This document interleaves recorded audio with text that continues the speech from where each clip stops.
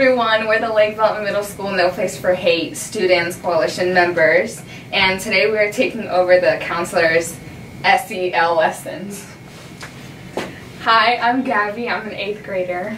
Hi, I'm Olivia, I'm an 8th grader. I'm Lena, I'm in the 7th grade.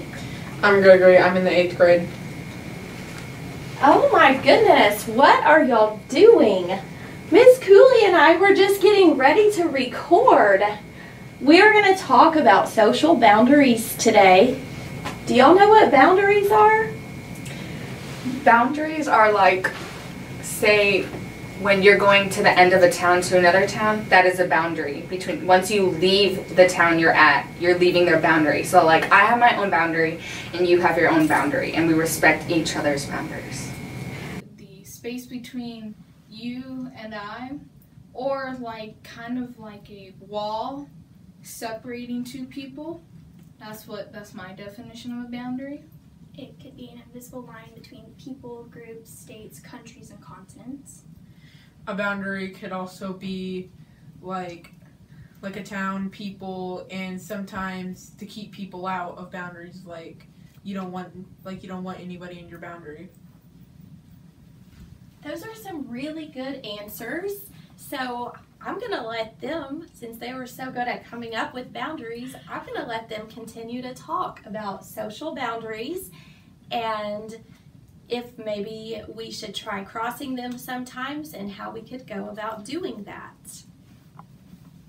In your enrichment journals, take a few minutes to list the groups that you think exist in our school. Remember that we are not judging the groups, we are just listing them down. Please be kind and respectful. Teachers, please allow students to brainstorm individually, then ask them to share their answers individually and write them down on the board.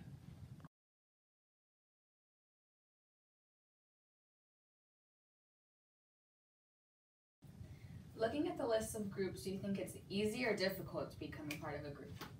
Personally, I think that it would be both easy and hard to join a group. Like some groups that are broad with specifics, you don't need a lot of requirements to join the group. But groups that, like a football group, you'd have to be playing football. Teachers, now we want you to pause the video and discuss and have your students discuss on the topic whether it is easy or difficult to join a group.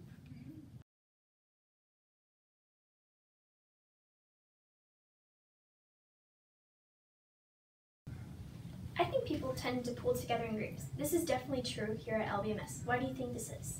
I think the reason why people pull together in groups is because they want to be surrounded by friends, or even if they're not exactly friends, more like acquaintances, they want to be surrounded by people that have common interests, just so they don't feel left out, or just to have someone to just have a simple conversation with. Now we want enrichment classes to discuss their thoughts on why people tend to pull together. Please pause the video now.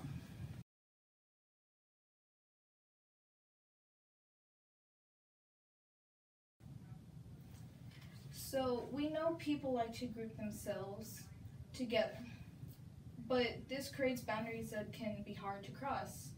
Is there a benefit to crossing these boundaries? You get to meet new people who share common interests that you didn't know of, or don't share any common interests, but you still like hanging out around that you didn't know before, and you just get to create friends that you'll carry on throughout your life, and that's just amazing. Now we'd like for you to add your thoughts on the benefits of crossing boundaries. Please pause the video for this discussion.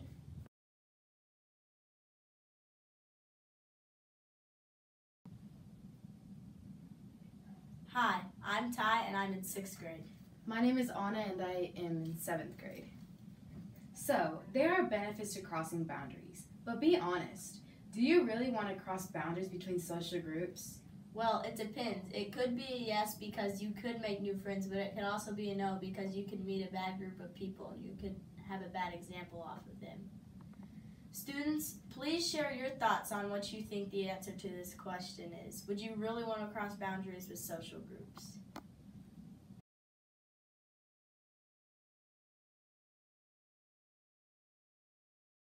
I know that crossing social boundaries might be scary, but do you think this is an important skill you'll need in the future?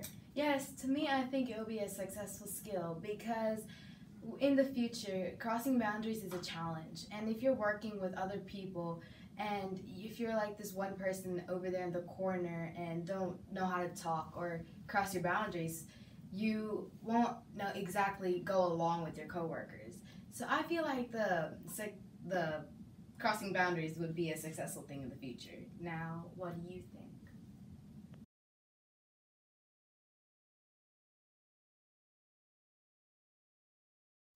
Hello, my name is Brig and I'm in 6th grade. Hi, my name is Tinley and I'm in 7th grade. The only way we are going to become more comfortable with crossing social boundaries is by practicing. We need to get out of our comfort zones and meet new people, maybe even people we wouldn't normally talk with. So, for this week's lesson, since we took over, we're going to be giving you the Counselor's Challenge. Tomorrow we will be participating in National Mix It Up Day at lunch. We will have the opportunity to sit by new people in the cafeteria at lunchtime.